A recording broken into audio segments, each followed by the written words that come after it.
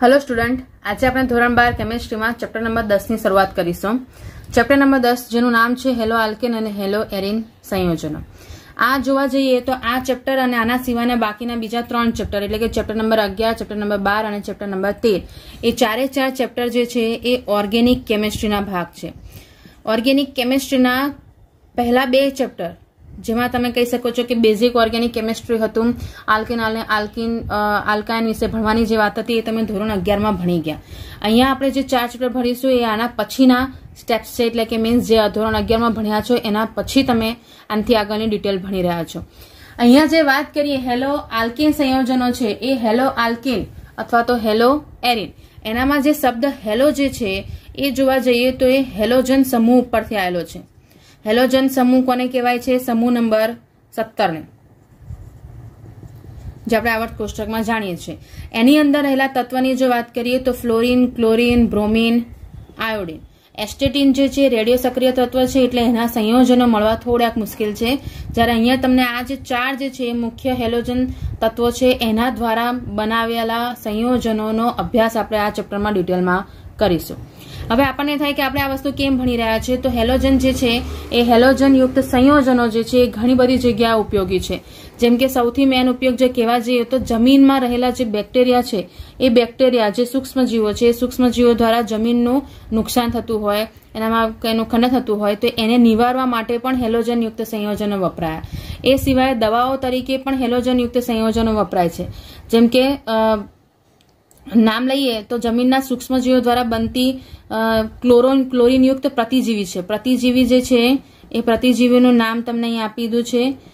આ જે વસ્તુઓ તમને આપી દીધી છે તમારા પ્રસ્તાવનામાં આપી છે ક્લોર એમ્ફેનિકોલ આ નામનું જે પ્રતિજીવી છે એ ટાઇફોઇડના તાવના ઈલાજ માટે યુઝ થયું છે। એટલે ટાઇફોઇડ જ્યારે થયો હોય તો આની દવા એટલે કે ક્લોર એમ્ફેનિકોલનો યુઝ કરીને એની દવા બનાવવામાં આવી છે। એના સિવાય તમે જો જોવા જાઓ તો આપણા શરીરમાં આયોડિન છે, આયોડિનનું આપણને ખાસિયત ખબર જ છે, આયોડિન કેમ હોવી જોઈએ એ પણ જરૂરી છે। આપણા શરીરમાં આયોડિન ધરાવતો જે એક અંતઃસ્ત્રાવ છે જેને આપણે શું કહીશું થાઇરોક્સિન, થાઇરોક્સિનની ગેરહાજરી હોય અથવા તો અછત હોય તો તમને ગોઈટર નામનો રોગ થઈ શકે છે। એટલે આ જે વસ્તુઓ છે એનામાં થાઇરોક્સિન, આયોડિન જે છે એ તમારું હેલોજન થયું, આનામાં ક્લોરિન જે છે એ તમારું હેલોજન થયું। એવા ઘણી બધા ઉપયોગો તમને અહીંયા આપી દીધા છે કે જેની અંદર તમે હેલોજન યુક્ત સંયોજનોને ઉપયોગિતા દર્શાવી શકો છો, અને એ જે વસ્તુ આપણે અહીંયા ડિટેલમાં સમજીશું। શરૂઆત કરીએ તો અહીંયા તમને આપ્યું છે હેલોજનને જ્યારે આલ્કેન અથવા તો એરીન સંયોજનો સાથે મિક્સ કરો છો, અને મિક્સ કરતા શું થશે, આલ્કેન અથવા તો આની અંદર કન્સિડર કરો તો આલ્કેનમાંથી એક હાઇડ્રોજન વિસ્થાપન થાય અને એની જગ્યાએ કોણ જોડાઈ જાય, હેલોજન જોડાય, તો એ સંયોજન શું બનશે, હેલો આલ્કેન। અને એવી જ રીતે સેમ એરીન છે, એરીનમાંથી એક હાઇડ્રોજન વિસ્થાપિત થાય અને હેલોજન ત્યાં જોડાઈ જાય તો એને શું કહેવાશે, હેલો એરીન સંયોજન। આ જે પ્રક્રિયાઓ થઈ રહી છે હેલો આલ્કેન અને હેલો એરીન, જેની અંદર એક એક હાઇડ્રોજન દૂર થઈ અને હેલોજન જોડાઈ શકે છે। તો જ્યારે એક હેલોજન જોડાશે તો આપણને ખબર જ છે કે એ મોનો સંયોજનો બનશે, બરાબર છે? મતલબ કે એનામાં ખાલી એક જ હાઇડ્રોજન દૂર થયો છે ને એની જગ્યાએ એક હેલોજન જોડાયો છે। જો કોઈ પણ જગ્યાએ બે હેલોજન જોડાઈ જાય તો આપણે એને કહીશું કે ડાય સંયોજન છે। એવી રીતે આગળ જતા જાઓ તો ટ્રાય આવશે 3 માટે, 4 માટે આવશે ટેટ્રા। આ બધી ડિટેલ તમે 11th માં ભણી ગયા છો, પણ આપણે થોડુંક રિવાઇઝ કરી લઈએ એટલે તમને ઇઝી પડશે। જ્યારે આ ચેપ્ટરની શરૂઆત કરી જ રહ્યા છો તો તમને થોડુંક જૂનું યાદ પણ કરાવી લઈએ। આ જે વસ્તુઓ જોડાઈ રહી છે એનામાં એક કાર્બનની જો કેપેસિટી ગણો છો, કારણ કે આલ્કેન અને એરીન સંયોજનો મેન તો બન્યા છે કાર્બનના, અને કાર્બનની જો કેપેસિટી કન્સિડર કરવા જાઓ તો કાર્બનની કેપેસિટી ફક્ત 4 છે। મતલબ કે ખાલી 4 બંધ બનાવી શકે છે, 4 કરતા ઓછા બનાવશે પણ 4 કરતા વધારે બનાવે નહીં। તો ઓર્ગેનિકમાં હંમેશા એક વસ્તુ ધ્યાન રાખવાની કે જ્યારે પણ તમે કાર્બનની વેલેન્સી બતાવો તો એ 4 અથવા 4 કરતા ઓછી હોઈ શકે છે, કારણ કે એનામાં પ્લસ માઇનસ ચાર્જના હિસાબે એ ગોઠવાઈ શકે છે, પણ 4 કરતા વધવી જોઈએ નહીં. કોઈ પણ જગ્યાએ સંકીર્ણ લખ્યું છે, તમે કોઈ સંયોજન લખ્યું છે, તો એનામાં કાર્બનની વેલેન્સી 4 કરતા વધવી જોઈએ નહીં. હવે જો આપણે વાત કરીએ તો આનું જ્યારે નામકરણ આપણે પહેલા શીખવું પડે. નામકરણ શીખતા પહેલા તમને IUPAC રૂલ્સ યાદ આવી જવા જોઈએ. આપણે ડિટેલમાં તમે જ્યારે આના અંદર ભણીશું તો હું તમને નિયમો કહેતા જઈશ, તો એનામાં તમને થોડું ઘણું યાદ આવી જશે જે તમે ધોરણ 11માં ભણી ગયા છો. શરૂઆત કરીએ તો હેલો આલ્કીન સંયોજન છે. હેલો આલ્કીન સંયોજનની જો ખાસિયત કન્સિડર કરીએ તો આલ્કીન આવ્યું છે. આલ્કીન જો આપણે હું સાદું સિમ્પલ કન્સિડર કરું તો હું શું કહીશ કે ચલો ઇથેન, જેની અંદર કાર્બન કાર્બન વચ્ચે બંધ બન્યો છે અને એના દ્વારા તમારા આલ્કીન સંયોજનો બન્યા છે. એવી રીતે આલ્કીન સંયોજનો ઘણા બધા છે. મિથેનથી લઈને તમે ડેકેન સુધીના તો ઓલરેડી યાદ કર્યા જ છે, એના સિવાય બી બીજા ઘણા છે. પણ સાદી સિમ્પલ જો ભાષામાં કહું તો એની અંદર sp3 સંકરણ રહેલું છે. જો હું પર્ટિક્યુલર આલ્કેનની વાત કરું તો, હું આલ્કીન નથી કહેતી, હું અહીંયા આલ્કેન કહું છું. તો આલ્કેનમાં સંકરણ તમારું sp3 સંકરણ છે.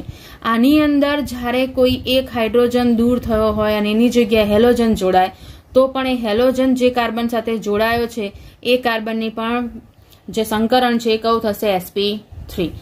એની સામે જ્યારે હું કોઈ એરિન સંયોજન લઉં છું, એરિન સંયોજન એટલે બેન્ઝીન યુક્ત સંયોજનો, એ બેન્ઝીન યુક્ત સંયોજનોમાં જ્યારે હેલોજન જોડાયો હોય ત્યારે એ સંયોજનની પહેલી સંકરણની શક્યતા છે sp2 સંકરણ. કારણ કે જો બેન્ઝીનને આપણે સમજીએ તો બેન્ઝીનમાં 3 દ્વિબંધ આવેલા છે. આ હું કોમન કહી રહ્યું છું. આના સિવાય પણ આપણે આલ્કીનના પણ જોઈશું, આલ્કાઇનના પણ જોઈશું, આની અંદર પણ અલગ અલગ ઉદાહરણો જોઈશું. પણ આના આધારે આપણને પહેલું જે વર્ગીકરણ મળ્યું છે એ તમને મળશે એના સંકરણના આધારે. એનું નામકરણ પણ આપણે એ રીતે જ ભણીશું વારાફરતી, એટલે તમને થોડીક આઈડિયા આવી જાય. શરૂઆત કરીએ સૌથી પહેલા, એ છે sp3 સંકરણ ધરાવતા જેટલા પણ તમારા સંયોજનો છે. તો sp3 સંકરણની વાત કરીશું. sp3 સંકરણમાં હમણાં જેમ કીધું છે કે સાદું સિમ્પલ જોવા જાઓ તો એનામાં CX પ્રકારના બંધ તમને પહેલા જોવા મળે.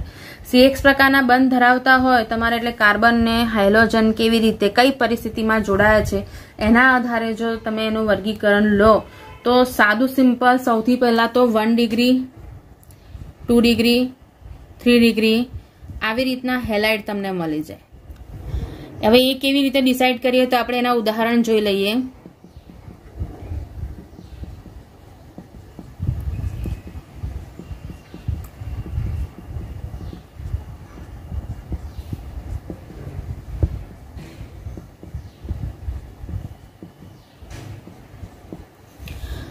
મેં અહીંયા 3 ઉદાહરણ લખ્યા છે. એ 3 ઉદાહરણમાં તમે અહીંયા જોઈ શકો છો કે આપણે કન્સિડર કરવાનું છે 1 ડિગ્રી, 2 ડિગ્રી અને 3 ડિગ્રી હેલાઇડ કયા છે. તો 1 ડિગ્રી, 2 ડિગ્રી અને 3 ડિગ્રી ડિસાઇડ કરવા માટેની સૌથી મેઇન વસ્તુ જે સમજીએ તો એ તમે એવું કહી શકો છો કે જે હેલોજન જે કાર્બન સાથે જોડાયો છે, બરાબર છે, હેલોજન જે કાર્બન સાથે જોડાયો છે એ કાર્બન બીજા કેટલા કાર્બન સાથે જોડાયો છે એના આધારે 1 ડિગ્રી, 2 ડિગ્રી અને 3 ડિગ્રી કાર્બન ડિસાઇડ થાય. તે કાર્બન બીજા કેટલા કાર્બન સાથે જોડાયેલો છે.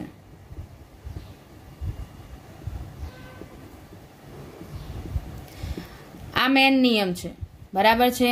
જો એક કાર્બન સાથે જોડાયેલો હોય તો એને કહેવાશે 1 ડિગ્રી. જો 2 કાર્બન સાથે જોડાયેલો હશે તો એને કહેવાશે 2 ડિગ્રી અને જો એ 3 કાર્બન સાથે જોડાયેલો હશે તો એને કહેવાશે 3 ડિગ્રી. હવે પ્રશ્ન થાય 4 ડિગ્રી કાર્બન શક્ય છે? તમે વિચારી રાખજો, તમે એના પછી તમને અહીંયા એના અંદાજો આવી જશે કે 4 ડિગ્રી કાર્બન શક્ય છે કે નથી. સૌથી પહેલા જો વાત કરીએ તો આ પહેલું જે ઉદાહરણ છે, પહેલા ઉદાહરણમાં જેમ કહીએ એમ ધ્યાન કોને રાખવાનું છે કે હેલોજન બીજા કયા કાર્બન સાથે, જે કાર્બન સાથે જોડાયો છે એ કાર્બન બીજા કેટલા કાર્બન સાથે જોડાયેલો છે. કારણ કે આપણે વાત કરીએ છીએ 1 ડિગ્રી, 2 ડિગ્રી, 3 ડિગ્રી હેલાઇડ, બરાબર છે. તો અહીંયા તમે જોઈ શકો છો કે ક્લોરીન આ કાર્બન સાથે જોડાયો છે. આ કાર્બન બીજા એક જ કાર્બન સાથે જોડાયેલો છે, એટલા માટે આ કયા પ્રકારનો થયો? 1 ડિગ્રી.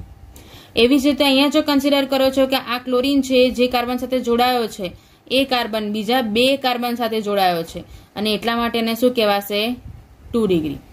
અને હવે જો ત્રીજાની વાત કરીએ છીએ તો આ જે હેલોજન જે છે એ જે કાર્બન સાથે જોડાયો છે એ 1, 2 અને 3 કાર્બન સાથે જોડાયો છે, એટલા માટે એને શું કહેવાશે?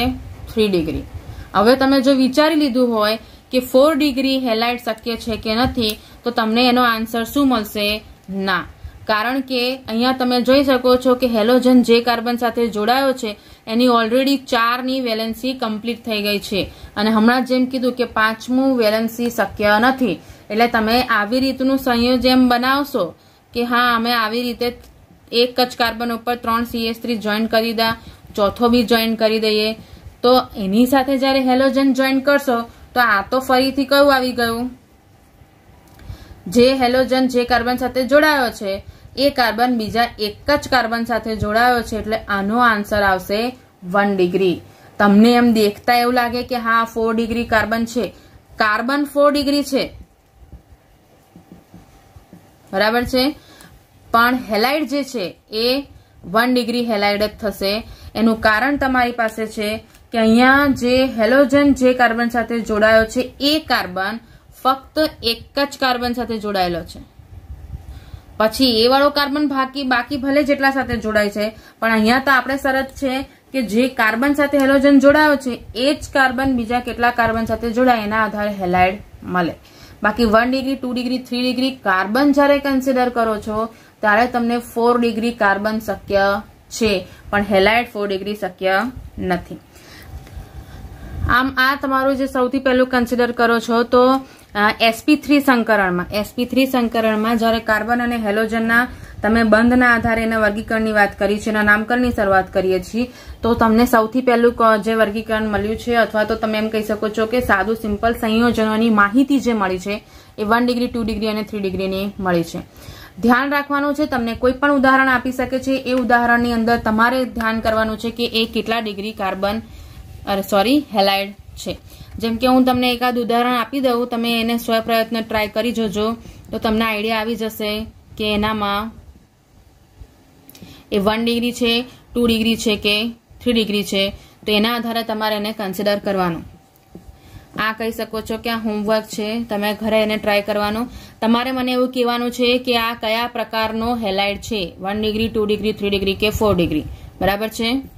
ફરીથી 4 ડિગ્રી શક્ય નથી, એટલે ધ્યાન રાખજો.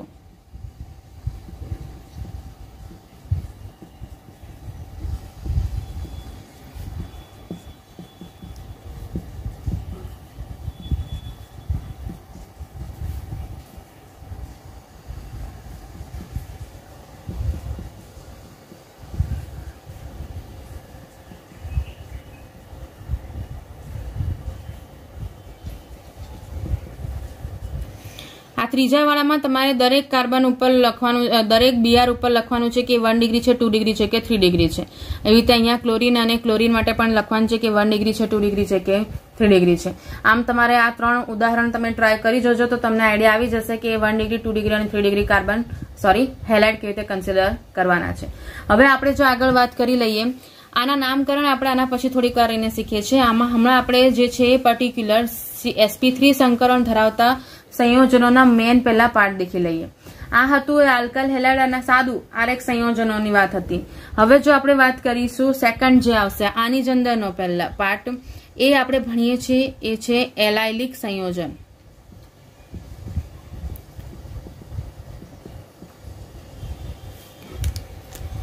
આ સંયોજનની ખાસિયતમાં જો કહી શકીએ છીએ આપણે એને યાદ રાખો તો સમજવા, તો જે કાર્બન ઉપર હેલોજન જોડાયો છે એ કાર્બનની પડોશના કાર્બન ઉપર તરતનો જ કાર્બન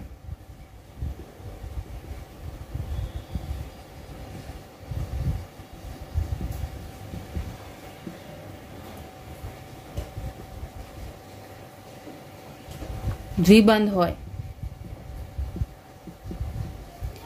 પડોશનો કાર્બન ધ્યાન રાખવાનું છે, બિલકુલ તરતનો જોઈએ, એનાથી એક સ્ટેપ આગળનો નહીં. જેમ કે તમે એવું કહી શકો છો કે કોઈ પણ એક સંયોજન છે સાદું જોઈએ તો સપોઝ કે આ બે દ્વિબંધ ધરાવતા બે કાર્બન છે, એ બે કાર્બન સાથે એક બીજો કાર્બન જોડાયો છે અને એની સાથે હેલોજન જોડાયેલો છે. તો આ જે સંયોજનો થાય એને એલાઇલિક હેલાઇડ સંયોજનો કહેવાય છે.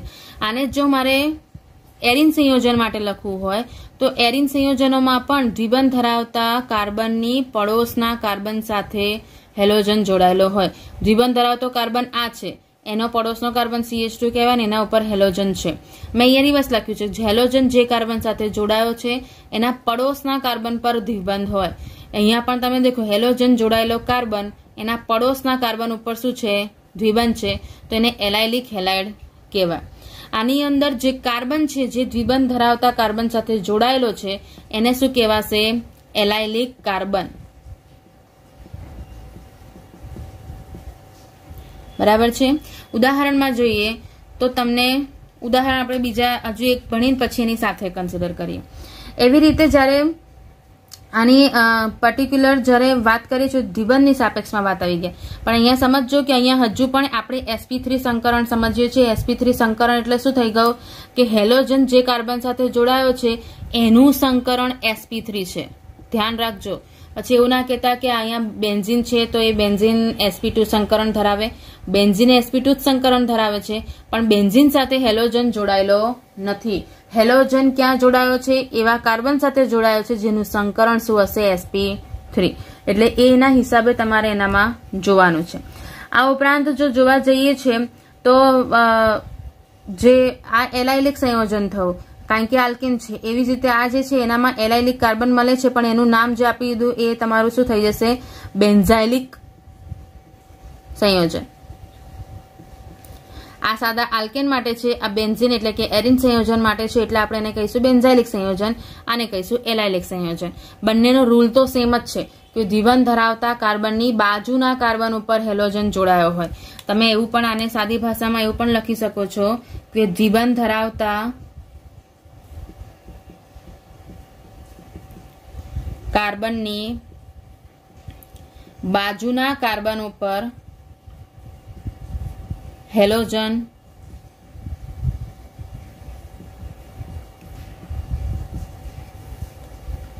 આ બંનેમાંથી તમને જે યાદ રહે પણ ધ્યાન રાખવાનું છે હેલોજનના બાજુના હેલોજન જ્યાં જોડાયો છે એ કાર્બનની બાજુના કાર્બન ઉપર દ્વિબંધ છે.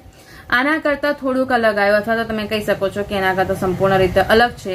એ વસ્તુ આવશે કે જેનામાં સંકરણ જે છે એ sp3 ની જગ્યાએ શું થઈ જશે, sp2.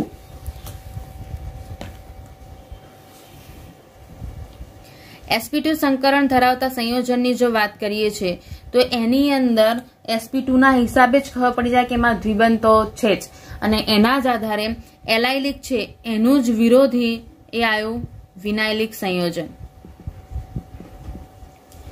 વિનાઇલિક સંયોજનને સમજવા માટે એવું કહી શકીએ છીએ કે હમણાં જે આપણે કહીએ તો જે દ્વિબંધ ધરાવતો કાર્બન છે એ જ હેલોજન ધરાવે એવું તમે કહી શકો છો. અથવા તો આપણે એવું કહીએ કે જે હેલોજન છે એ હેલોજન ધરાવતો કાર્બન દ્વિબંધ પણ ધરાવે છે.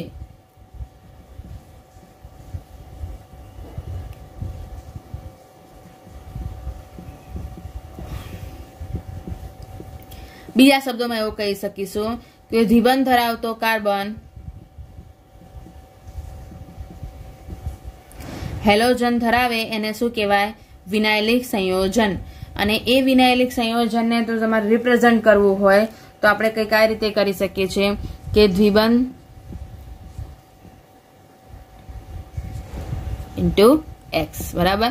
આ દ્વિબંધ ધરાવતો કાર્બન છે એની પાસે દ્વિબંધ પણ છે અને એ એક્સ સાથે પણ જોડાઈ જાય છે એટલે એ તમારું શું થઈ ગયું, વિનાઇલિક સંયોજન. આની વેલેન્સી કમ્પ્લીટ કરવા માટે એક એક્સ્ટ્રા. એવી જ રીતે બેન્ઝીન સાથે પણ આ વસ્તુ થઈ શકે છે. એની અંદર તમે હેલોજનને જોઈન કરી લો છો તો એ તમારું પર્ટિક્યુલર શું થઈ જશે, વિનાઇલિક હેલાઇડ સંયોજન.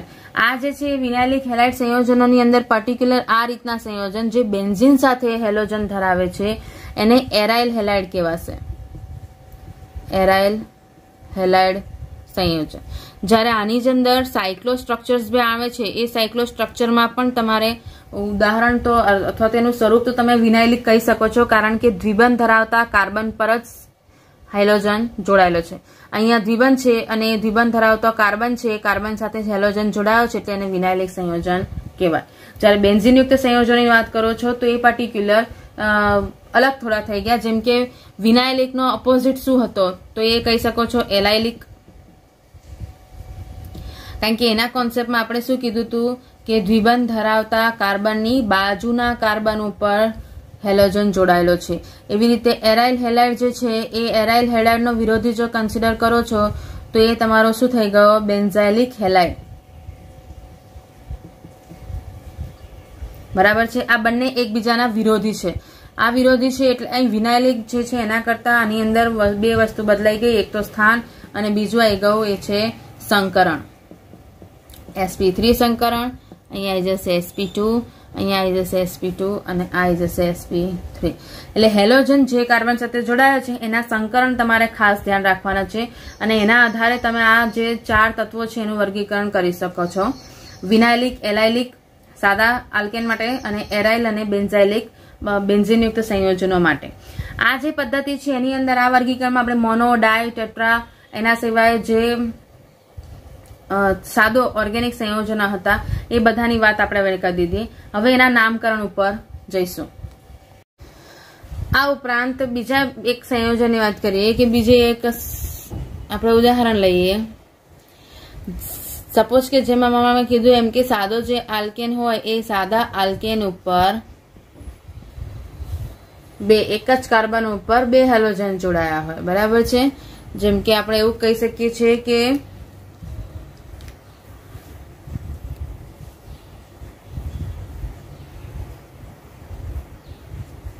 એક જ કાર્બન પર 2 હેલોજન.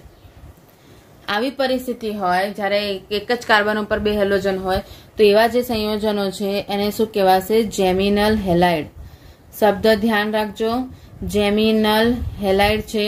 જેમિનલ હેલાઇડને જ ઇથિલિડિન અથવા આલ્કિલિડિન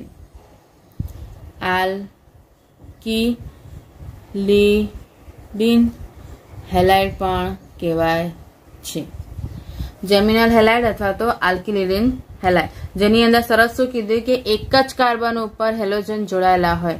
આવી રીતે પણ આપે.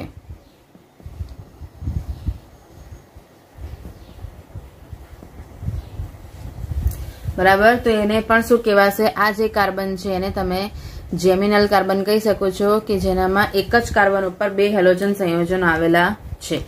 એના કરતા વિરુદ્ધ જો કહીએ તો પાસેના 2 કાર્બન હોય,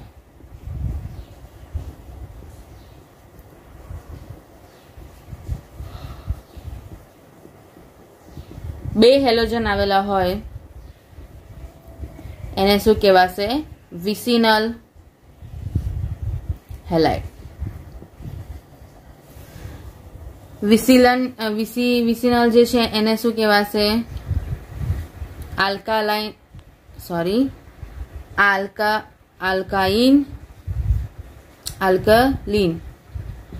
આ થોડુંક અટપટું લાગે છે પણ નોર્મલી તમને વિસિનલ હેલાઇડ આમાં કન્સિડર કરી દેવાનો. એને જો ઉદાહરણ લઈએ તો એ વસ્તુ કેવી થઈ ગઈ? એ આ રીતે થઈ. પાસેના 2 કાર્બન. ધ્યાન રાખવાનું છે પાસેના જ હોવા જોઈએ. એક કાર્બન છોડીને હોય તેને વિસિનલ કહેવાય નહીં. એટલે અહીંયા તમને 2 અલગ બીજા ઉદાહરણ આપણે જોઈ લીધા કે જેનામાં તમને વિસિનલ હેલાઇડ અને જેમિનલ હેલાઇડ જે છે એમાં તમારે આઈડેન્ટિફાય કરવાનું છે કે કયા પ્રકારનો કાર્બન છે.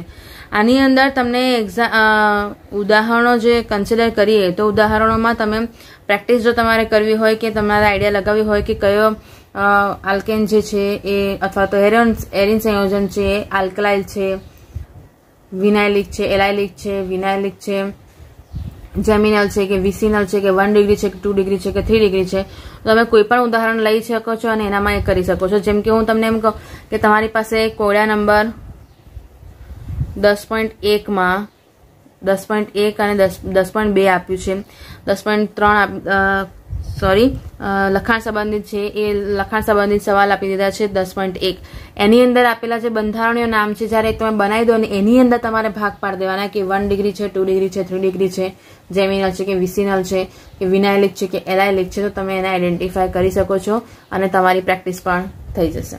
હવે જો આપણે વાત કરીએ છીએ એ લઈએ છે એ આના IUPAC નામકરણ.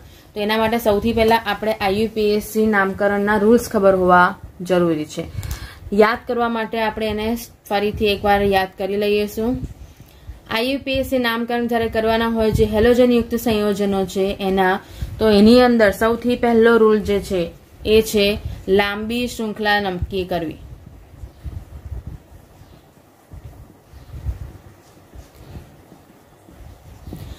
આલ્કેન સંયોજનો જે છે એ આલ્કેન સંયોજનોમાં લાંબી શૃંખલા કન્સિડર કરો છો તો લાંબી શૃંખલામાં સપોઝ કે મારી પાસે આ રીતનું સંયોજન છે,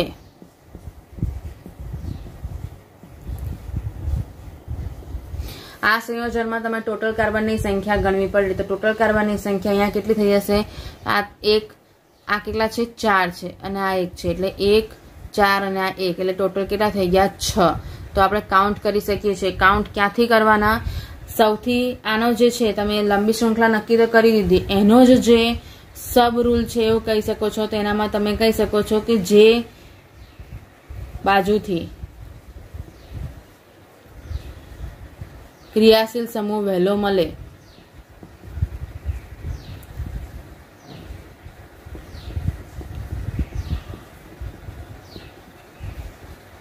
ત્યાંથી નંબર આપવો. તો અહીંયા તમે જોઈ શકો છો કે અહીંથી જો હું નંબરિંગ આપીશ તો આ 1 અને પછી આ 4 ને ફરી 1 એટલે છઠ્ઠા નંબરના કાર્બન ઉપર હેલોજન ગણાય. એટલે સૌથી સહેલું અથવા તો જે યોગ્ય IUPAC નામકરણની રૂલ છે એના હિસાબે જેવા જઈએ તો જ્યાંથી હેલોજન પહેલો મળે તે કાર્બનથી નંબરિંગ અપાય. 1 પછી 2 3 4 5 અને 6. 2 3 4 5 મેં એક જ જગ્યાએ કેમ લખ્યું? તમારે કાઉન્સ અલગ ના કરવો હોય તો તમે એક જ જગ્યાએ એ બધા જ નંબર લખી શકો છો, જેથી તમને આઈડિયા થઈ જાય કે તમે કેટલા કાર્બન ગણ્યા છે. અહીંયા મેં પહેલો કાર્બન આને કન્સિડર કર્યો, પછી 4 કાર્બન છે તો 2 3 4 5 અને છઠ્ઠો કાર્બન અહીંયા છે. તો આનું જ્યારે નામકરણ કરવા જશો તો એ શું થઈ જશે? 1 ક્લોરો હેક્ઝેન.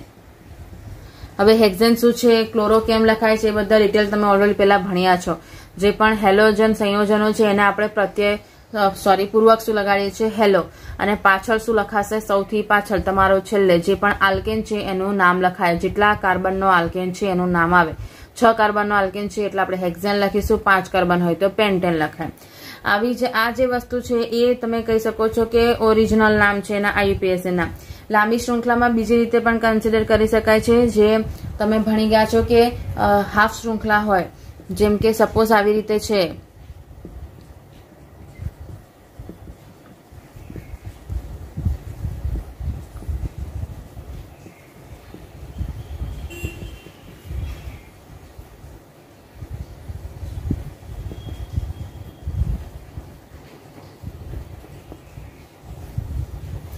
આ રીતનું સંયોજન આપ્યું. હવે આપણને એમ થાય કે કઈ બાજુથી આપણે ગણીશું તો કાર્બનની સંખ્યા આપણને કેટલી મળશે. આની અંદર જો કન્સિડર કરો છો તો કાર્બનને આપણે 2 રીતે ગણી શકીશું. કેટલા કાર્બન? તો 1 2 3 4 5 6. બરાબર છે. જ્યારે અહીંયાથી હું ગણું છું તો 1 2 3 4 5 6 અને 7. શબ્દ છે લાંબી શૃંખલા. લાંબી શૃંખલા એટલે જે બાજુથી સૌથી વધુ કાર્બન મળતા હોય એ વાળો માર્ગ તમારે પસંદ કરવાનો. તો મને આ વાળા માર્ગ ઉપર વધુ કાર્બન મળે છે અને એટલા માટે જો હું કન્સિડર કરું છું તો હું નંબરિંગ અહીંથી આપીશ 1 2 3 4 5 6 અને 7. મારી પાસે 2 ક્રિયાશીલ સમૂહ અહીંયા થઈ જશે. બરાબર છે. બંને ક્રિયાશીલ સમૂહોમાં આપણે રૂલ તો કહી દીધો કે ભાઈ ક્રિયાશીલ સમૂહ જ્યાંથી મળે છે ત્યાંથી આપણે નામકરણ આપીએ, અને કયો ક્રિયાશીલ સમૂહ ઝડપથી મળે છે તેના માટેની સક્રિયતા શ્રેણી પણ આપણે ભણી ગયા છે.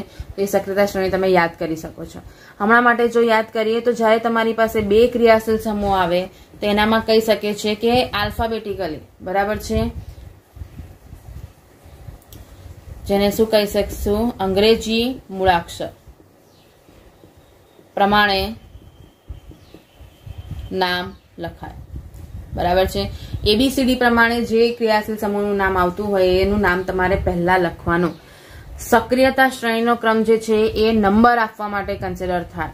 સક્રિયતા શ્રેણીમાં હેલોજન છે અને આ સાદો આલ્કાઇલ સમૂહ છે, તો હેલોજનનો સક્રિયતા વધારે છે એટલા માટે હેલોજનને મહત્વ નંબરિંગ આપવા માટે પહેલું મહત્વ આપવાનું. જ્યારે નામ લખવાનું હોય ત્યારે તમારે ધ્યાન શું કરવાનું છે? ABCD પ્રમાણે લખવાનું. ABCD પ્રમાણે આને શું કહેવાશે? ઇથાઇલ. અને આને શું કહેવાશે? ક્લોરો. તો અહીંયા તમે જોઈ શકો છો ABCD પ્રમાણે સૌથી પહેલા નામ કોનું લખાઈ જશે? ક્લોરો લખાઈ જાય. તો આના આધારે તમે નંબરિંગ કરીએ તો શું આવી જશે 1 ક્લોરો 4 ઇથાઇલ 7 કાર્બન છે એટલે શું થઈ જાય હેપ્ટેન બરાબર છે। તો આવી રીતે તમે જે છે એ એનું IUPAC નામકરણ કરી શકો છો। આ સાદી સિમ્પલ વસ્તુ આપણે સાદા ઉદાહરણ જોયા છે જેની અંદર તમારે બે જે મુખ્ય કહી શકો છો કે જે બે મુખ્ય રૂલ્સ છે, એક લાંબી શૃંખલા નક્કી કરવી, ક્રિયાશીલ સમૂહ જ્યાંથી પહેલો મળે ત્યાંથી નંબરિંગ કરવા અને અંગ્રેજી મૂળાક્ષર પ્રમાણેના નામ લખવા। એના ઉપરાંત ઘણા બધા રૂલ્સ તમે ભણી ગયા છો, પણ આટલા રૂલ્સ જો આપણને ખબર હોય તો તમે એની અંદર વધારે કામ કરી શકો છો। હવે જો આની અંદરના બીજા ઉદાહરણો તમે સમજીએ તો તમને અમુક ઉદાહરણો જે આપી દીધા છે, આ લાંબી શૃંખલા અને અંગ્રેજી મૂળાક્ષર પ્રમાણે તો મેન થઈ ગયો। ત્રીજો જો તમે કહી શકો છો તો એ તમારે શું યાદ રાખી લેવાની, સક્રિયતા શ્રેણી। એ સક્રિયતા શ્રેણીના આધારે તમે કયા ક્રિયાશીલ સમૂહને પહેલો નંબર આપવાનો એ વસ્તુ તમે કરી શકો છો। એ તમે લાસ્ટ 11th સ્ટાન્ડર્ડના રૂલ્સના હિસાબે જોઈ લેજો, કારણ કે એ પછી સક્રિયતા શ્રેણી એટલે તમારે ડિટેલ વધારે જોવી પડે। અહીંયા આપણે ધ્યાન રાખવાનું છે ક્લોરો, બ્રોમો, આયોડિન અને ફ્લોરો, આ ચારના આધારેના નામકરણ કરવાના। સાદું સિમ્પલ આ આલ્કેનની વાત કરી હતી। હવે એની અંદર જો સામાન્ય રીતે બેન્ઝીન યુક્ત સંયોજનોની વાત કરીએ, સાયક્લોહેક્ઝેનના રૂલ્સ માટે તો સેમ જ છે। બેન્ઝીનની વાત કરીએ છીએ તો બેન્ઝીન સાથે તમારું જ્યારે સીધો ક્લોરીન જોડાઈ દીધું હોય તો એને શું કહેવાશે, ક્લોરો બેન્ઝીન। હેલો એરિન સંયોજન છે એટલે હેલો શબ્દ ને એની પાછળ એરિન તરીકે જે બેન્ઝીન આવે છે એની વાત આવી જાય, એટલે chloro benzene, bromo benzene, iodo benzene અને ફ્લોરો બેન્ઝીન, એવી રીતે એના નામકરણ થઈ જાય। આ ઉપરાંત જો આપણે જાણીએ છીએ કે બેન્ઝીનની અંદર એના વ્યુત્પન્નો આવે છે, વ્યુત્પન્નોમાં એવું થઈ જાય કે બે સમાન ક્રિયાશીલ સમૂહ ધરાવતા પણ વ્યુત્પન્નો હોય, તો જેમ જે આનામાં તમે કહી શકો છો, આ જે ઉદાહરણો છે જેની અંદર તમે એવું કન્સિડર કરી શકો છો કે બંને હેલોજન ગ્રુપમાં જ ક્રિયાશીલ સમૂહ તરીકે જોડાયેલા છે અને એનામાં નામકરણ કરવું હોય તો એ નામકરણમાં પણ તમારે એનામાં મેટા, ઓર્થો અને પેરા, અથવા તો તમે એવું કહી શકો છો કે ઓર્થો, મેટા અને પેરા, એના આધારે એના નામકરણ કરી શકાય છે। એ સામાન્ય નામકરણ થાય, જ્યારે IUPAC નામકરણમાં હંમેશા નંબરિંગ આવે। હવે જેમ કે હમણાં આપણે એવું કીધું કે જો મારે ઓર્થો, મેટા, પેરાના હિસાબે લખવું હોય તો આ 1, 2 નું કોમ્બિનેશન છે એટલે એ શું થઈ જશે, ઓર્થો બરાબર છે। તો એનું નામ શું લખાઈ જાય, ઓર્થો ડાયક્લોરો બેન્ઝીન બરાબર છે। પણ IUPAC આ શું છે, સામાન્ય નામ। IUPAC નામકરણ જો મારે કરવું હોય તો એની અંદર IUPAC નામકરણમાં તમારે નંબરિંગ ધ્યાન રાખવાનું, તો આ 1 અને આ 2, તો IUPAC જે નામકરણ થશે એ શું લખાશે, 1, 2 ડાયક્લોરો બેન્ઝીન। ફરક ખાલી એટલો જ છે, અહીંયા 1, 2 લખાય છે અને અહીંયા ઓર્થો લખાય છે। એવી રીતે જ્યારે 1, 2 કોમ્બિનેશન હોય અને ઓર્થો કીધું તો 1, 3 કોમ્બિનેશન જે આવશે એને શું કહીશું આપણે, 1, 3 કોમ્બિનેશન।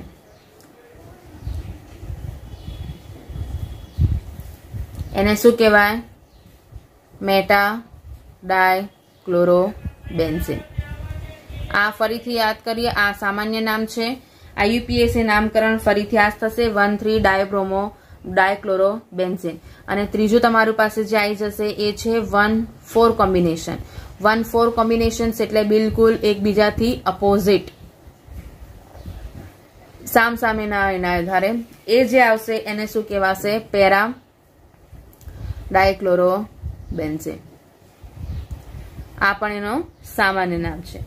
આ જે વસ્તુ થઈ છે એના આધારે તમે કહી શકો છો કે અહીંયા જે જગ્યાએ તમારા બેન્ઝીન સાથે જે ક્રિયાશીલ સમૂહો જોડાયેલા છે એનામાં જ્યારે સમાન ક્રિયાશીલ સમૂહ હોય ત્યારે આ વસ્તુ તમે કન્સિડર કરી શકો છો।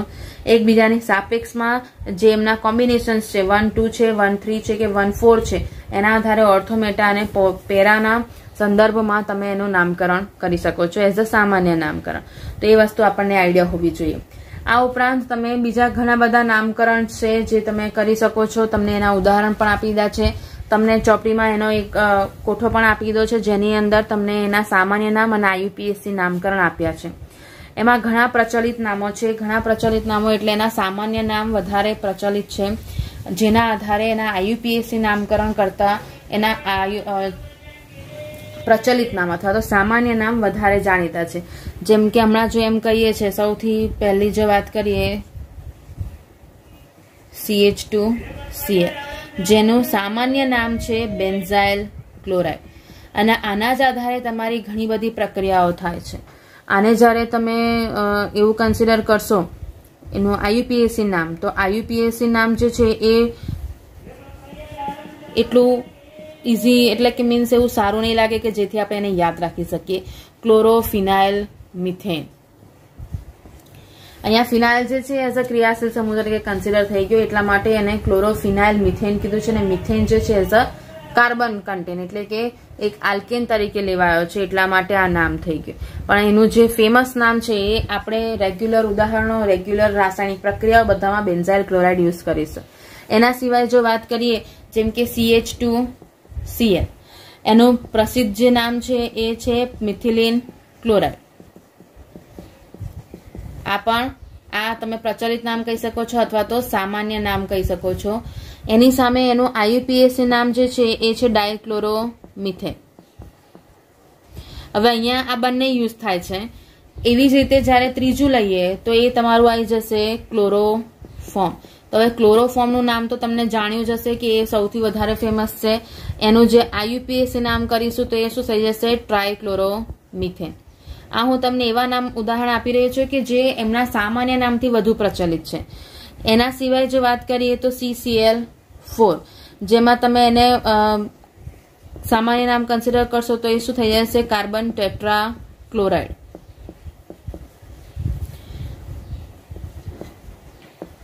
અને એનું નામ શું થઈ જશે? IUPAC ટેટ્રાક્લોરોમિથેન. બરાબર છે. તો આ એવા છે કે જેનામાં પર્ટિક્યુલર એ વધુ પ્રચલિત છે. આ સાદા થયા. એમાં જો હું આ દ્વિબંધ ધરાવતા વાત કરું છું તો એ થઈ ગયું CH2 ડબલ બોન્ડ CHCl. હમણાં જ વાત કરી હતી કે જે કાર્બન પર હેલોજન હોય એ જ કાર્બન જો દ્વિબંધ ધરાવતો હોય તો એને શું કહેવાશે? વિનાઇલિક હેલાઇડ. અને એનું નામ થઈ જશે વિનાઇલ ક્લોરાઇડ. એનું IUPAC જો નામકરણ કરવા જાઓ તો એ નામકરણમાં શું થઈ જશે? Chloro ethene. આ ઇથિન આવી જાય એટલે ક્લોરો ઇથેન. તો એના સંદર્ભમાં તમે એનું નામકરણ કરી શકો છો.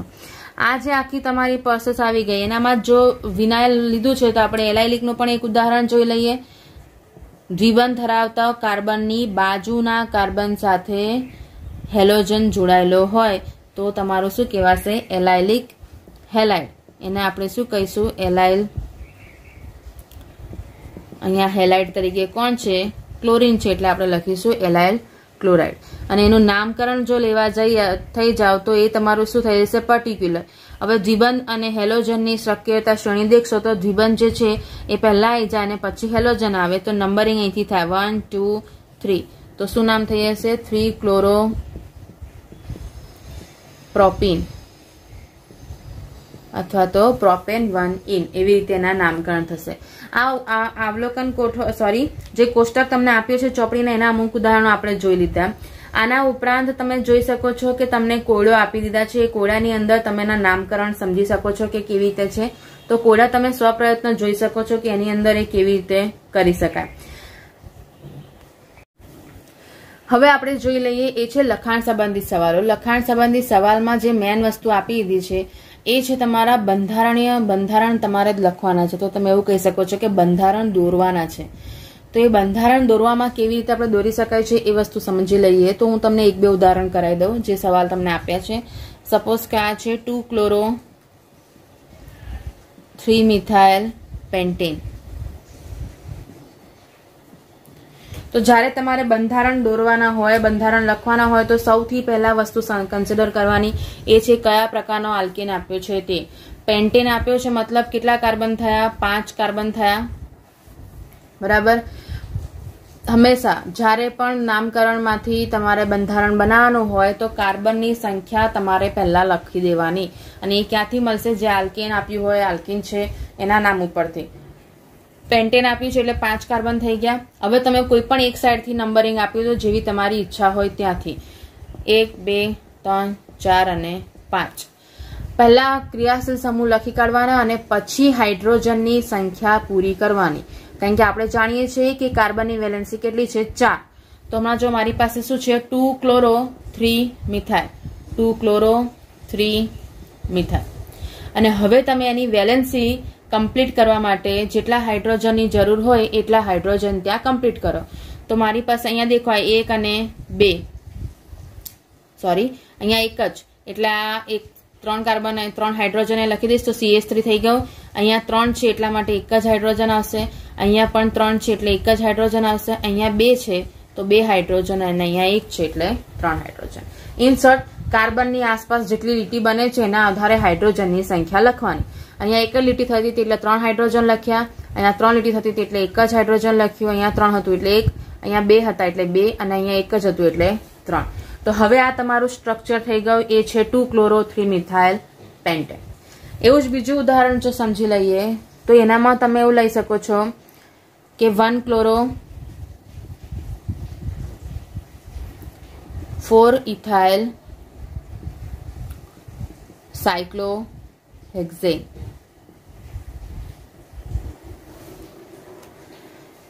આના ઉદાહરણ જો સમજી લે, આની અંદર પણ તમે જોઈ શકો છો કે તમને સૌથી મેન જે તમારે જોવાનું છે એ છે આલ્કેન આપ્યું છે. એ આલ્કેનની વાત કરીએ તો એ આલ્કેન તમારા કયા બનશે? તો અહીંયા આલ્કેન તરીકે તમને કોણ આપી દીધો છે? સાયક્લોહેક્ઝેન. સાયક્લોહેક્ઝેન મતલબ સાદો બેન્ઝીન જેનામાં દ્વિબંધની હાજરી હોતી નથી, અને એનામાં તમે એને કન્સિડર કરો છો તો સાયક્લોહેક્ઝેન તો બનાવી દીધો. હમણાં તમને જેમ કીધું એમ નંબર કોઈ પણ સાઈડથી આપો તો 1 2 3 4 5 અને 6. 1 ક્લોરો 4 ઇથાઇલ CH2 CH3 બરાબર છે.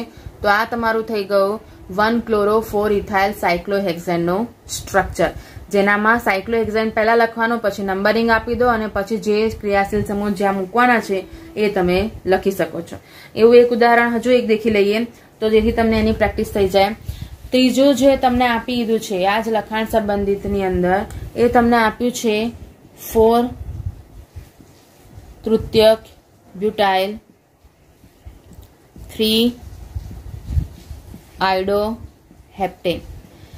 આ નામકરણ દેખતા જ તમને ખબર પડી ગઈ હશે કે આની અંદર હંમેશા જે નંબર લખાય છે એના પછી ડેશ આવશે, નામ આવશે અને એ વસ્તુ કન્ટિન્યુઅસમાં આવશે. અહીંયા કોઈ પણ જગ્યાએ તમારે સ્પેસ નથી રાખવાનું, ના અલ્ફિરામ કરવાનું છે, કારણ કે આ નામ કન્ટિન્યુઅસ છે. અલ્ફિરામ ક્યારે થાય? જ્યારે તમે 2 નંબરિંગ સેમ આપો છો, ડાયક્લોરો ટ્રાય ટેટ્રા, એક જ ક્રિયાશીલ સમૂહના સેમ મીન્સ 1 થી વધારે નંબર આવે છે ત્યારે અલ્ફિરામ કરવાની જરૂર પડે. એના ઉપરાંત તમારે આની અંદર કોઈ દિવસ અલ્ફિરામ કરવાનું નહીં. હવે દેખો નામ છે આયોડો હેપ્ટેન. હેપ્ટેન આપી મતલબ કેટલા કાર્બન આવવા જોઈએ?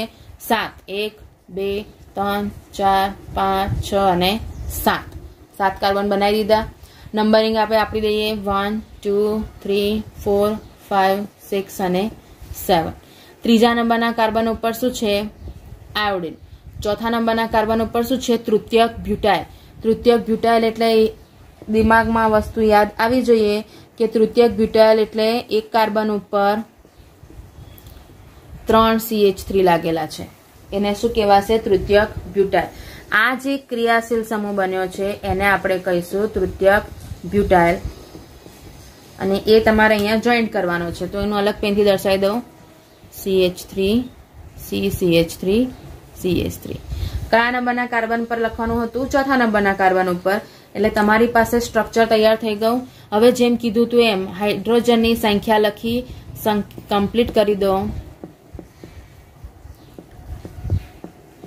ધ્યાન રાખવાનું છે કે હાઇડ્રોજનની સંખ્યા લખતા કાર્બનની વેલેન્સી 5 થવી જોઈએ નહીં. અહીંયા દેખજો એક જ કાર્બન ઉપર મેં હાઇડ્રોજન નથી લખ્યો, કારણ કે અહીંયા 4 વેલેન્સી કમ્પ્લીટ થઈ ગઈ, બાકી બધી જગ્યાએ હાઇડ્રોજન તમારા આયા છે.